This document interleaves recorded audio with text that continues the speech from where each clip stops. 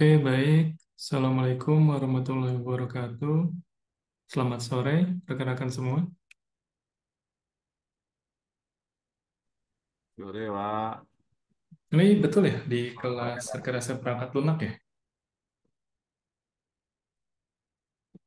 Apa, Pak? Maaf. Di kelas rekayasa perangkat lunak, betul? Ya, benar, Pak. Oh iya. Oke. Ini soalnya baru pertama kali kita masuk di jadwal yang baru ya, jadwal Ramadan soalnya. Takutnya saya salah.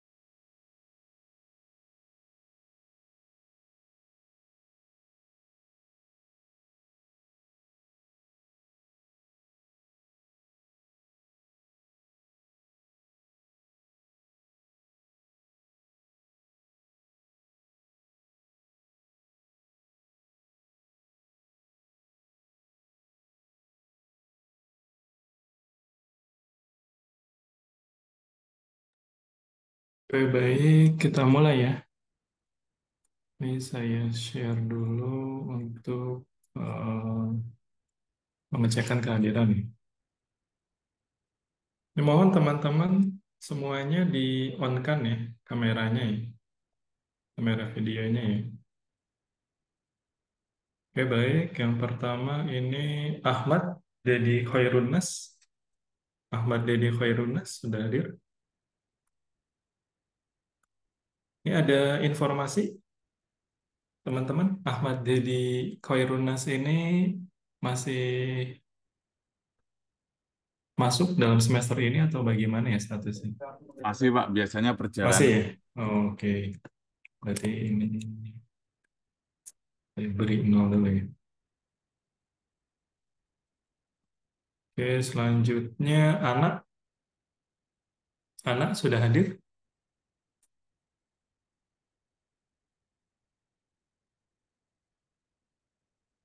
Masih belum ya. Selanjutnya Arif. Hadir, Pak. Oke, baik. Dio. Dio. Dio belum ya. Oke, selanjutnya Ferdinand Rizky Budiarto.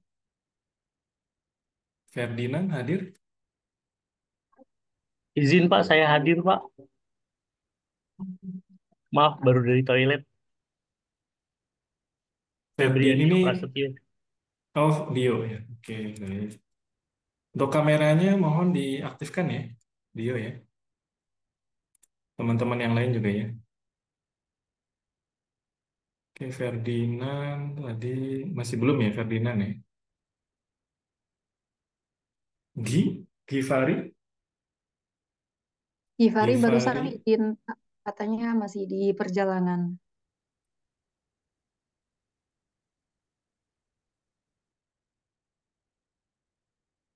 sudah masuk di ruang Zoom belum tadi ya? Masih belum ya? Masih mulai dulu ya.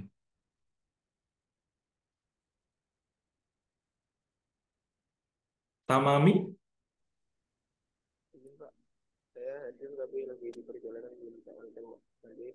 Oke, oke, baik. Fatur, Fatur, Fatur belum ya. Oke, Novita Sri Damayanti, Hadir Pak, saya izin off cam.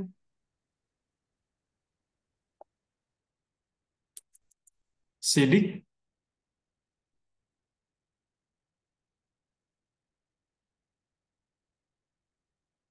Sidik, Sidik belum hadir ya. Oke, Rama, Rama, Rama belum hadir. Rifki, Ya, hadir, Pak. Rifki Alamsa hadir, Pak. oke, baik. Rinanto, Hadir, Pak. Abdillah, Abdillah belum hadir ya.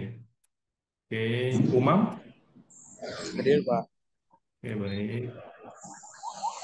Ibnu, Hadir, Pak. oke, baik. Adit, Adit, Adit belum ya. Lalu, Muhammad Aditya hadir Pak, izin masih di perjalanan. oke, baik. Rahmat Hidayat, Rahmat Hidayat masih belum ya. Yoga Adityo, Yoga Adityo masih belum juga. Lalu Fauzi, Fauzi, Fauzi masih belum ya. Belum hadir. Lalu Muhammad Misbahudin, Muhammad Misbahudin masih belum juga ya. Oke, baik. Oke, mungkin untuk pembahasan di pertemuan kita kali ini, saya tidak akan terlalu banyak berbicara ya, karena ini juga sudah menjelang berbuka ya. Jadi paling saya akan menjelaskan singkat saja. Jadi nanti untuk materinya bisa rekan-rekan baca ya. Nanti saya share ini. Ini kalau tidak salah, sebentar ya, saya cek dulu di e-learning. Ini sudah di-upload belum?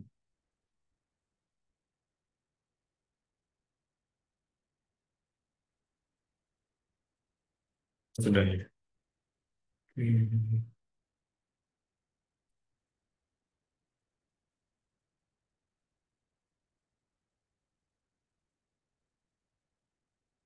Ini berarti pertemuan dua ada di sini ya.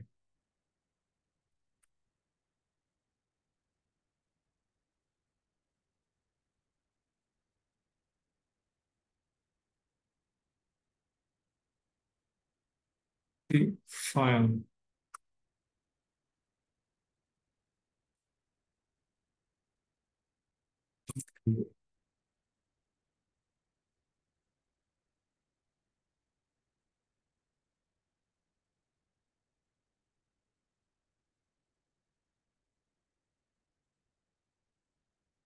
Sebentar ya, salah.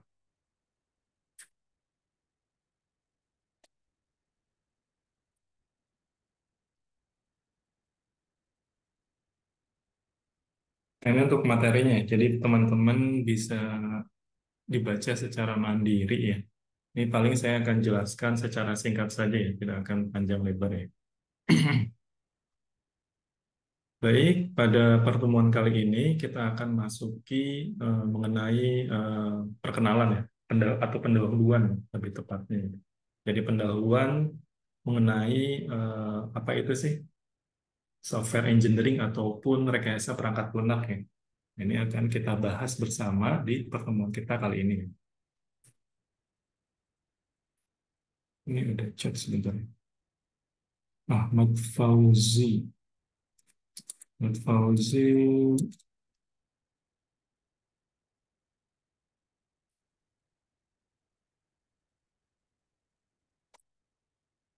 Sih mohon untuk videonya diaktifkan ya, kameranya ya. Ini Chairul Umam juga lebih baik. Abdillah, Tamami sama Dio ya. Khawarizmi juga belum ya. Mohon diaktifkan ya untuk videonya ya.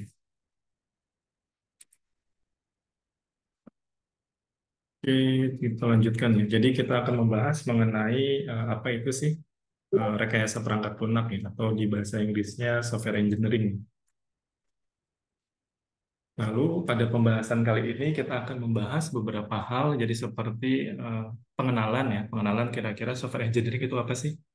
Jadi apa itu software engineering, lalu juga kenapa sih software engineering itu merupakan bagian yang penting ya. Jadi tidak bisa kita serta-merta mengabaikan ya suatu tahapan rekayasa perangkat lunak nih.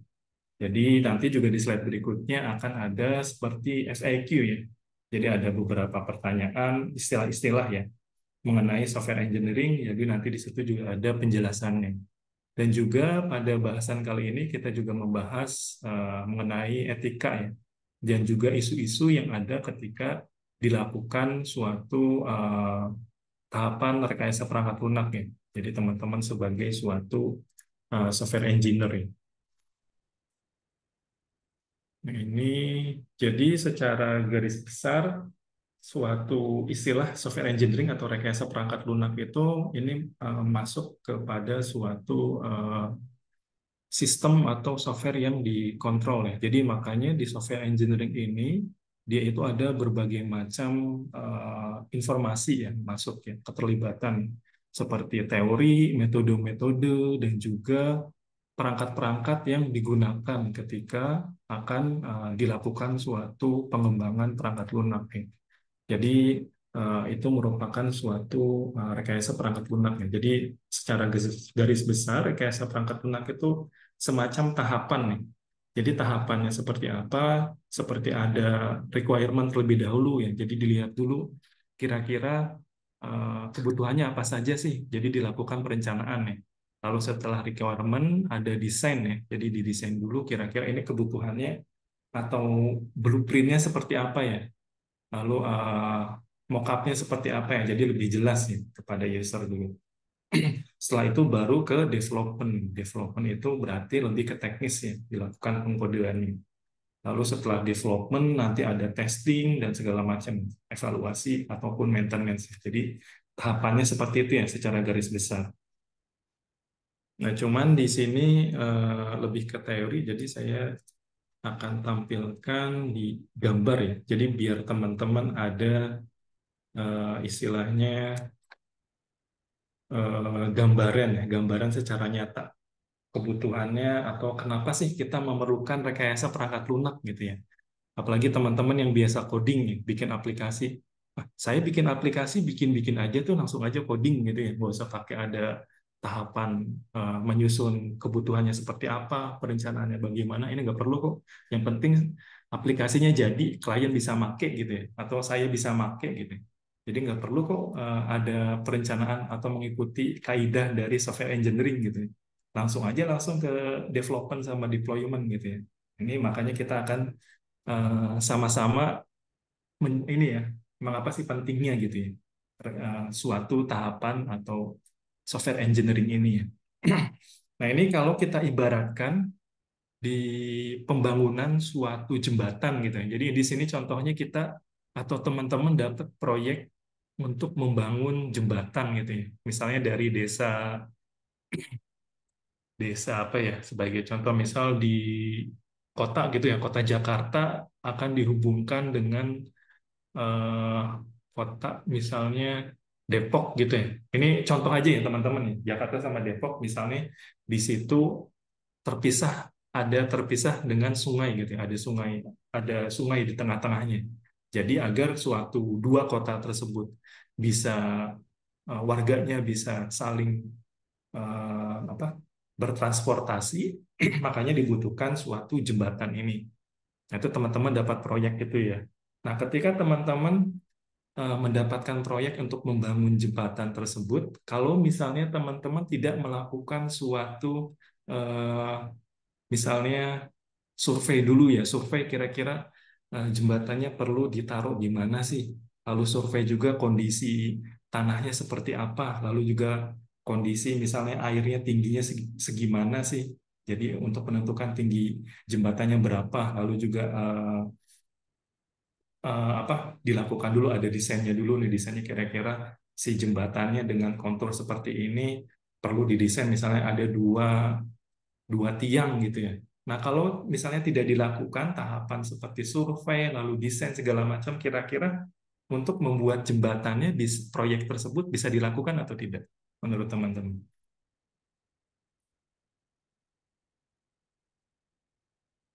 Kira-kira bisa dilakukan tidak proyeknya tersebut untuk membangun jembatan? Kalau menurut pendapat Chairul Umam gimana nih? Chairul Umam, ini masih di jalan atau bagaimana?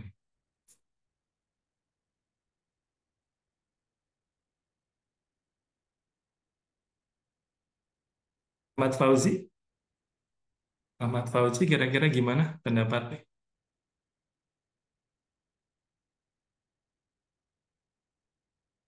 Belum ada respon juga ya.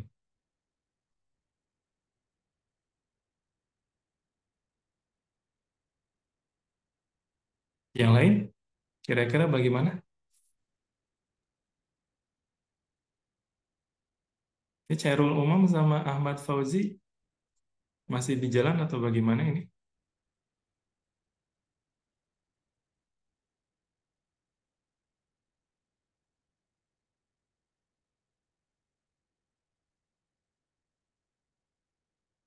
Loh, ini saya ngobrol sama tembok nih.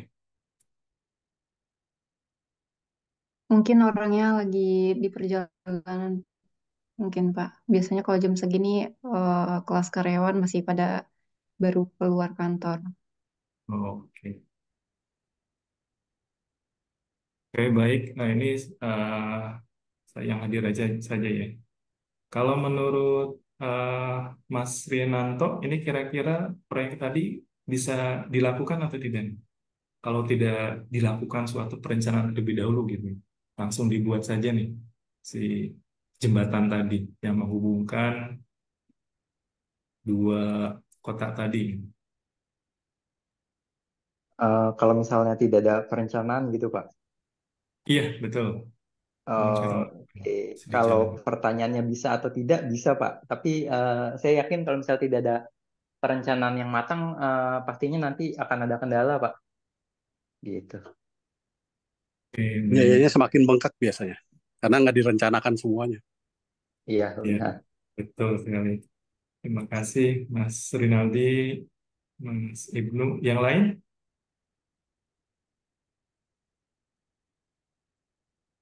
kalau menurut Rifki, bagaimana nih? Iya, halo Pak. Mungkin untuk jawaban saya kurang lebih sama dengan Pak Rinanto, Pak. Dengan Rinanto, Pak. Untuk bisa atau tidaknya pembangunan tersebut tetap bisa dilakukan. Namun untuk dari hasil kedepannya mungkin kurang optimal. Mungkin dari saya seperti itu, Pak. Kalau Mas Arif, gimana pendapat? Kurang lebih sama sih dengan Mas Rifki. Bisa tapi tidak bakalan optimal sih gitu Pak. Oke, baik. Jadi rata-rata jawabannya ini ya, eh, kurang optimal, jadi tetap bisa tetap bisa dilakukan ya proyeknya. Cuman ke depannya tidak tahu ya hasilnya bagaimana, aman atau tidak. Dan juga tadi Mas Ibnu juga menyampaikan biayanya juga jadi bisa jadi ada pembengkakan nih. Jadi betul nih. Jadi kalau kita membangun suatu jembatan gitu ya tanpa suatu perencanaan, dibilang bisa selesai atau tidak, mungkin saja bisa selesai ya. Tapi bisa saja itu menimbulkan berbagai macam kendala ya yang ada ya. Jadi ketika di perencanaan itu kan banyak ya tahapan-tahapannya kalau di jembatan nih. Pengecekan apa namanya keamanannya, lalu juga kira-kira hmm, bisa untuk dilalui berapa ton sih kendaraan nih. Jadi kan ada estimasinya juga. Lalu juga tentunya kalau di proyek pembangunan jembatan kan biasanya ada penentuan biaya minimal gitu ya. Jadi misalnya ternyata kita biaya minimal sama maksimal gitu. Ternyata kita ngeset biayanya misal eh, terlalu murah atau terlalu mahal dan segala macam karena tidak dilakukan suatu estimasi pembiayaan atau pekerjaan kira-kira butuhnya berapa orang gitu. Itu juga tidak ada kan bisa jadi biayanya nanti tidak terkontrol ya. Dan juga nanti waktunya ya nanti dari waktunya bisa jadi karena tidak ada perencanaan jadi sekenanya aja nyebut waktunya bisa jadi malah eh, banyak ngaretnya gitu ya seperti itu ya. Dan juga nanti bisa saja untuk pembangunannya si jembatannya selesai nih dalam waktu misalnya 6 bulan gitu ya. Tapi ternyata eh, 1 bulan kemudian jembatannya banyak yang permasalahan yang muncul gitu, baik itu bolong, retak dan segala macam ya. Nah ini kan tentunya tidak diharapkan ya. Nah, ini makanya kenapa perencanaan itu atau tahapan itu harus dilakukan secara bertahap ya, step by step gitu ya. Ada tahapan yang diikuti. Nah, ini juga sama halnya dengan pembangunan perangkat lunak ya. Jadi harus ada tahapan-tahapan yang memang kita perlu lakukan ya, yang perlu sebaiknya kita ikuti ya. Jadi kalau di tahapan rekayasa perangkat lunak kan berarti dilakukan untuk adanya tahapan pengumpulan requirement-nya dulu ya. Requirement-nya seperti apa, baik itu dari kebutuhan klien, lalu juga nanti masuk ke eh, spesifikasinya ya, penentuan spesifikasinya bagaimana spesifikasi teknisnya ya. Lalu baru ke pembangunannya ya, atau development-nya dan tahapan-tahapan berikutnya ya. Jadi itu mengapa pentingnya dilakukan suatu tahapan perencanaan rekayasa perangkat lunak ya. Ini juga ada ini berdasarkan polling ya atau survei dari Stripe and Harris Poll ya. Jadi ini kalau tidak salah di tahun 2018 ya. Jadi Stripe and Harris Poll ini dia melakukan survei di beberapa perusahaan di Amerika Serikat dan mereka itu menemukan atau mendapatkan hasil bahwa ada sekitar 85 miliar dolar ya, miliar dolar Amerika bahwa eh, kerugian diakibatkan oleh suatu pengkodean atau coding yang buruk ya, yang kurang optimal gitu ya. Jadi makanya ini merupakan biaya yang cukup besar ya. Jadi bisa dikatakan kode yang buruk ini muncul karena tidak adanya suatu perencanaan yang baik dan benar ya. Jadi kebanyakan itu ketika suatu klien gitu ya, suatu klien misalnya eh, ingin dibuatkan suatu software gitu ya. Misalnya ada klien ke perusahaan Bapak Ibu ini, nah datang, saya minta tolong dibuatkan software yang seperti e-commerce gitu ya. Misalnya, kira-kira butuh waktu berapa lama? Nah, saya pengennya cepat gitu ya, karena klien bilangnya pengen cepat, jadi makanya kita atau perusahaan itu malah mengabaikan tahapan perencanaannya ya, atau bisa saja tidak diabaikan, tapi tetap ada perencanaannya, tapi sangat mepet sekali gitu ya. Nah, itu juga bisa jadi menghasilkan suatu kode yang buruk. Ya. Nah, kode yang buruk ini bisa jadi kode tersebut malah di beberapa waktu ke depan maintenance-nya akan sangat sulit ya, membutuhkan waktu yang lama. Jadi bisa dikatakan bisa bisa jadi perusahaan teman-teman itu menghemat 1 jam karena tidak dilakukan suatu perencanaan. Ini asumsi ya. 1 jamnya dihemat nih dalam waktu yang kira-kira dalam waktu dekat gitu, dalam waktu yang terlihat gitu ya.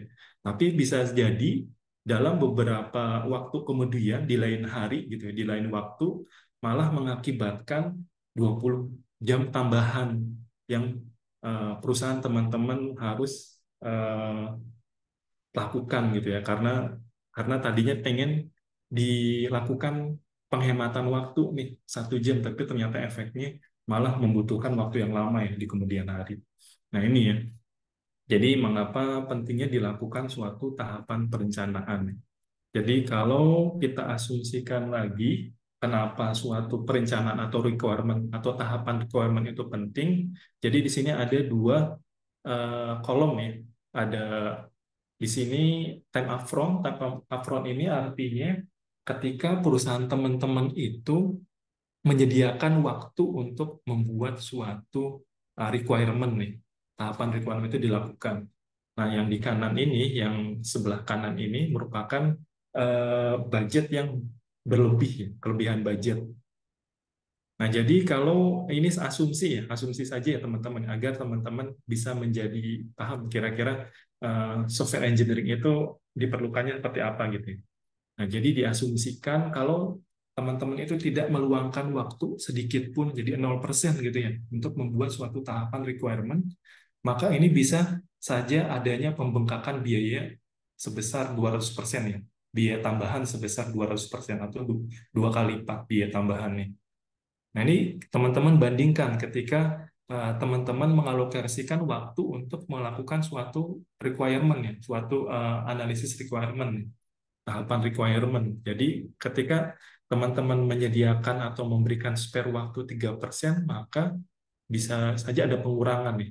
Ternyata dengan mengalokasikan waktu sebesar 3%, masih ada nih biaya pembengkakan sebesar 100%. Jadi seiring ditambahnya waktu untuk melakukan suatu tahapan requirement ini, maka akan semakin berkurang ya untuk pembengkakan biaya tersebut ya. Jadi makanya ini sangat penting ya dilakukan tahapan software engineering ini yang diawali dengan tahapan requirement. Jadi ini sebagai gambaran teman-teman saja ya.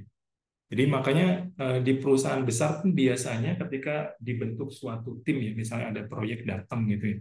Ada proyek datang dari klien, misalnya minta dibuatkan e-commerce. Nah, biasanya dari perusahaan Bapak Ibu kan akan melakukan pembentukan tim ya. Biasanya sebelum dilakukan sedang diinisiasi kerjasama kan biasanya didatangkan itu bisnis analis, IT bisnis analis maupun produk analis ya biasanya. Nah, produk analis sama bisnis analis inilah yang akan melakukan pencatatan ya requirement. Oh, klien butuhnya ini A, B, C gitu ya. Baru nanti dari bisnis analis sama produk analis nanti yang ngobrol sama sistem analis gini atau project manager, IT project manager. Nanti baru didetailkan kira-kira kebutuhan teknisnya seperti apa sih, misalnya butuh berapa orang, terus waktunya berapa lama, teknologi apa saja yang dibutuhkan, kan berkaitan dengan orangnya, berarti butuhnya apa saja nih, berarti misalnya butuh front end programmer nih yang menguasai misalnya React gitu ya, berarti nanti butuh orang yang ahli di React.js developer dan lain-lain, sampai nanti ke testing dan juga nanti ada maintenance ya, segala macam. Jadi ini makanya tahapan tersebut harus ada dialokasikan waktu-waktunya seperti itu ya. Jadi ini kita kembali di slide-nya. Nah, ini makanya software cost ya. Jadi software cost juga tentunya suatu pembuatan suatu perangkat lunak juga butuh ya, butuh suatu cost atau biaya. Jadi makanya dengan adanya suatu software engineering, maka ini bisa adanya suatu cost efektif ya terhadap pengembangan suatu perangkat lunak. Ya, mungkin teman-teman bisa dibaca secara mandiri. Ini mengenai FNQ-nya. Jadi di sini sudah ada ya, sudah ada misalnya untuk software ya. Software itu apa? Nanti di sini ada penjelasannya. Jadi teman-teman bisa dibaca secara mandiri. Ini ada software, lalu ini software engineering ya. Jadi seperti yang tadi saya sampaikan ya. Jadi makanya ada suatu tahapan ya, yang terorganisasi atau sudah ada standarnya ya. Jadi ada tahapan-tahapan secara umum ya, yang harus diikuti. Dan nanti setiap tahapan memiliki objektivitas yang berbeda-beda ya. Seperti halnya nanti di requirement, berarti nanti ini untuk mengetahui kira-kira kebutuhan orangnya berapa, kebutuhan teknisnya kira-kira bagaimana, berapa lama waktunya, berapa biaya yang dihabiskan, kira-kira seperti itu. Nanti di tahapan berikutnya juga nanti ada output yang berbeda-beda ya. Jadi makanya ada constraint-constraint-nya ya. Lalu ini juga perbedaan software engineering dan computer science, ini juga mungkin teman-teman bisa baca ya secara mandiri. Ini juga sama Untuk proses pembentukan suatu perangkat lunak nanti kita akan bahas secara detail ya di pertemuan berikutnya ya, tahapan-tahapannya ya. Nah, ini juga pemodelan rekayasa perangkat lunak juga banyak ya, ada waterfall, lalu juga eh, Scrum, Extreme Programming, dan lain-lain ini banyak ya. Ini juga, ini secara garis besar juga sudah kita bahas ya tadi ya. Ada peningkatan ya ketika dilakukan suatu tahapan software engineering yang baik dan benar ya, terhadap cost ya. Ini bisa teman-teman baca ya cara ini. Mungkin secara singkatnya untuk materinya, kira-kira ada yang ingin ditanyakan atau ada yang masih belum jelas buat teman-teman? Selebihnya bisa teman-teman baca secara mandiri ya. Kira-kira silakan, ada yang ingin ditanyakan? Ini grup WhatsApp ya. Oh ya, ini teman-teman silakan join ya grup WhatsApp-nya ya. Ini sudah dibuatkan oleh, namanya masih belum diganti ya.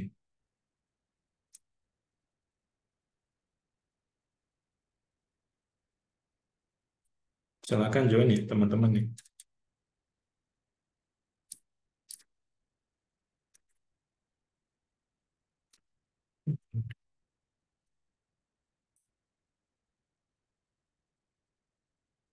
Nah, ini juga merupakan suatu atribut ya untuk bagaimana sih suatu software itu dikatakan baik ya. Jadi tentunya bisa di-maintain dengan baik ya. Jadi ketika ada perubahan itu bisa dipenuhi, lalu juga dependability ya. Jadi software itu bisa di apa handal gitu ya. Bisa memenuhi berbagai akses yang banyak dan juga ada apa tetap bisa diakses ya dengan baik ya. Lalu juga efisien ya. Efisien dan juga tentunya bisa digunakan usable bagi si penggunanya. Ini juga ada kendala-kendala ya yang bisa muncul ya ketika dilakukan suatu rekayasa perangkat lunak, seperti adanya suatu sistem yang lama ya. Sistem yang lama kan tentunya banyak kerentanan-kerentanan yang muncul ya, dari performa kah, dari keamanan dan lain-lain ya. Lalu juga ada bisa saja ini sistemnya itu dia heterogen ya, jadi banyak ya. Baik dari hardware-nya ini berbagai macam, perangkat lunaknya juga sama ya. Dan juga tentunya untuk deployment-nya ya. Jadi juga bisa menjadi suatu kendala.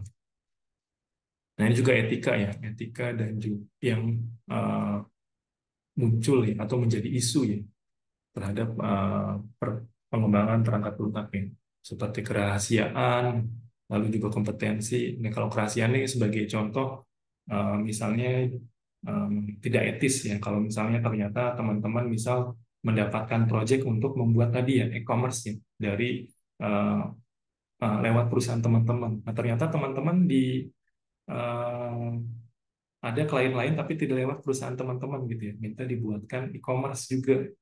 Nah, ini teman-teman malah menggunakan source code yang uh, di perusahaan teman-teman yang bekerja, nanti tinggal diubah aja ya, diubah logonya dan segala macam, ini tentunya tidak etis ya. Dan juga kompetensi ya, kompetensi juga misalnya teman-teman misalnya uh, ada klien itu misalnya tadi yang minta bikinin e-commerce, teman-teman menyanggupi padahal teman-teman itu tidak berkompeten ya. Misalnya tidak memiliki kemampuan untuk menyelesaikan kerjaan tersebut, tapi bilangnya bisa gitu. Ini juga bisa dikatakan tidak etis ya, karena kan nanti ke depannya malah bisa menghambat ya. Tadinya harusnya bisa beres misalnya 3 bulan atau sekian bulan gitu, malah jadi lebih lama gitu. Nah, ini juga intellectual property right ya tadi ya, seperti software-nya tadi digunakan kembali gitu ya. Computer misuse juga sama ya. Jadi misalnya teman-teman biasanya kan kalau teman-teman di kantor ini dapat laptop ya atau PC ya. PC untuk menyelesaikan pekerjaan teman-teman yang dari kantor gitu ya. Nah, ini ternyata teman-teman menggunakan PC tersebut atau laptop yang teman-teman dapat dari kantor untuk main game misalnya ya, misalnya. Nah, itu kan sebetulnya masalah etika juga ya. Ini kan laptop dari kantor gitu ya, kok digunakan untuk main game gitu ya. Nah, ini masalah etika yang sering terjadi. Jadi ini juga sebetulnya implikasinya bisa saja misal dari game yang teman-teman mainkan ternyata membuat kendala gitu ya di komputernya atau di jaringannya, misalnya gamenya ternyata ada virusnya dan segala macam. Nah, ini etika-etika yang ada di Amerika Serikat ya, di ACM ataupun IEEE. Ini bisa teman-teman baca ya.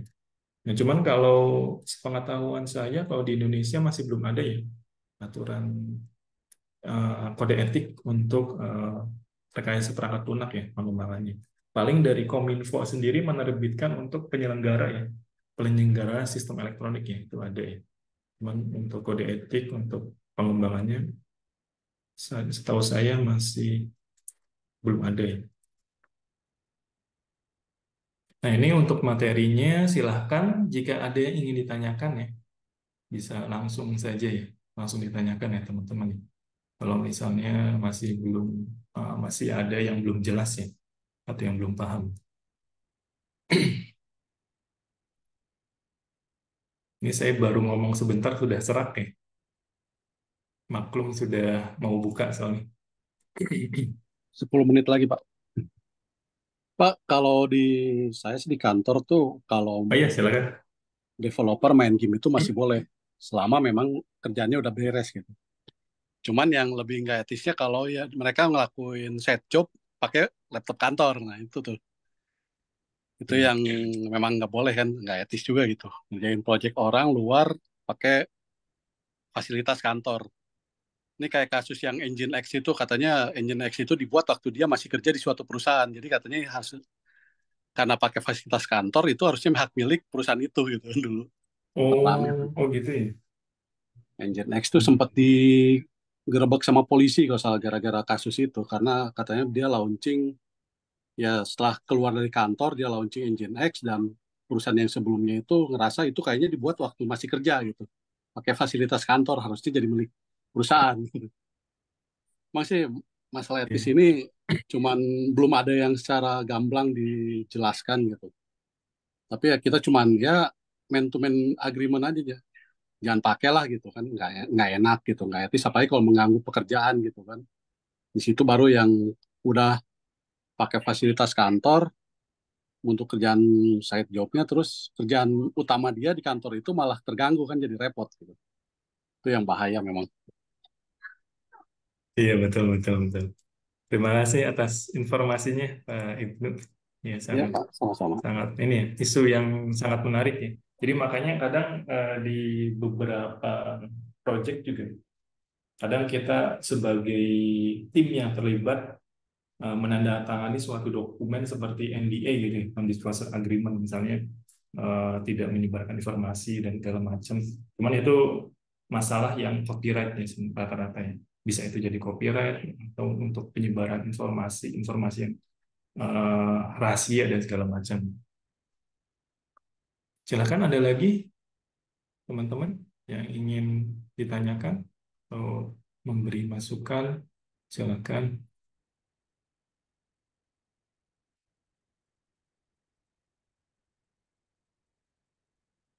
Baik, kalau tidak ada, ini ada tugas ya buat teman-teman ya di sini. Nah, ini tugasnya cukup mudah ya teman-teman ya. Jadi teman-teman di sini mencari berita atau kasus-kasus tertentu ya, baik itu dari eh, koran atau dari website atau dari manapun itu bebas ya teman-teman ya. Jadi di sini eh, kasusnya itu perusahaan itu yang menceritakan kegagalan atau kerugian ya dengan tidak dilakukan tahapan sistem atau software engineering ya. Nah, ini lalu teman-teman ciptakan juga nih kira-kira eh, pembelajaran apa sih didapat dari kegagalan atau kerugian dari perusahaan tersebut ya. Nah, ini teman-teman dibuatnya dalam bentuk slide presentasi ya. Nanti silakan teman-teman buat dalam bentuk slide presentasi. Jadi nanti pertemuan berikutnya nanti teman-teman cerita terhadap hal tersebut. Sampai sini ada yang ingin ditanyakan untuk tugasnya?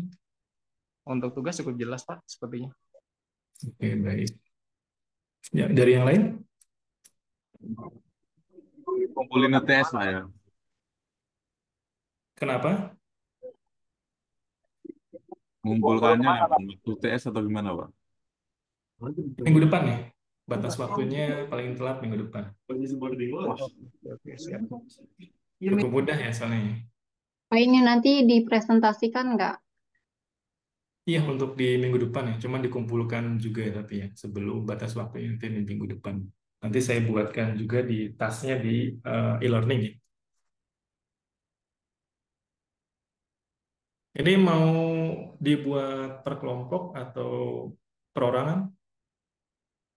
Kelompok saja Pak kalau bisa Pak. Betul, Yang betul. lain? Kelompok Pak. Betul. Oke, ini kita akan Kelompok aja, Pak, Pak. izin Pak itu Mas Tufatur lagi ada tahlilan nggak bisa open mic katanya Pak. oke, oke. Ini saya sudah di absen belum ya? Sepertinya belum Pak. Saya juga belum, Pak. Tadi lagi di luar, Pak. Maaf, Pak. Givari. Iya, betul, Pak. Ini baru nyampe rumah, Pak. Hujan Oh, ini kebetulan, Pak. sudah ya. Tangsel, Pak. Oke. Oh, saya juga masih di kantor nih. Hujan ya di Tangsel ya? Iya, Pak, hujan. Hujan, Pak. Tangsel, Pak. Baru balik ini. Anak sudah hadir belum? Anak. Ini baru hadir, Pak. Lalu Sidik. Hadir, Pak. Oke. Rama. Satu hadir, Pak. Nomor 1 hadir, Pak. Oh ya, Ahmad.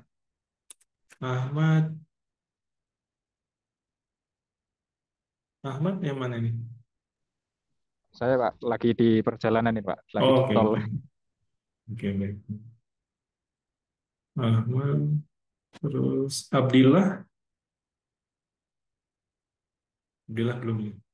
Rifki. Rifki sudah ya. Rama masih belum. Ada lagi yang belum di absen?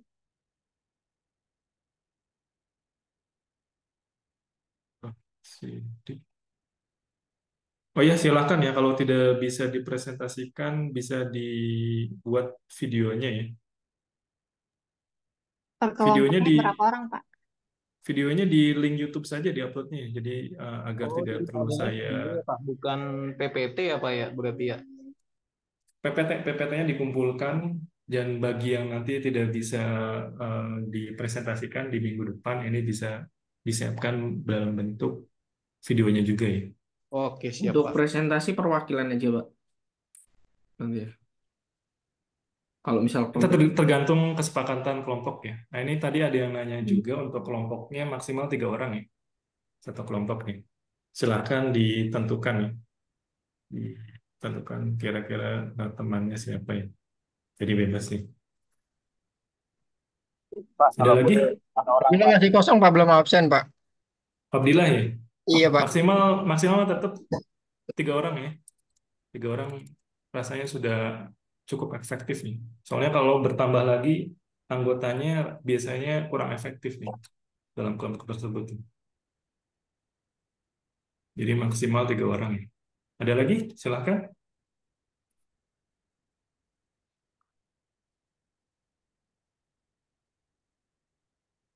Sudah tidak ada? Baik, kalau sudah tidak ada, kita akhiri ya perkuliahan pada hari ini. Selamat menjalankan ibadah puasa ya. Bentar lagi juga kita berbuka bagi yang menjalankan. Yang dalam perjalanan, hati-hati di jalan. Semoga selamat sampai tujuan dan juga selamat sore ya teman-teman ya, menjelang malam. Wassalamualaikum warahmatullahi wabarakatuh. Waalaikumsalam. Waalaikumsalam warahmatullahi warahmatullahi wabarakatuh. wabarakatuh. Makasih, Makasih, Pak. Pak. Ya, sama-sama. Terima kasih Pak.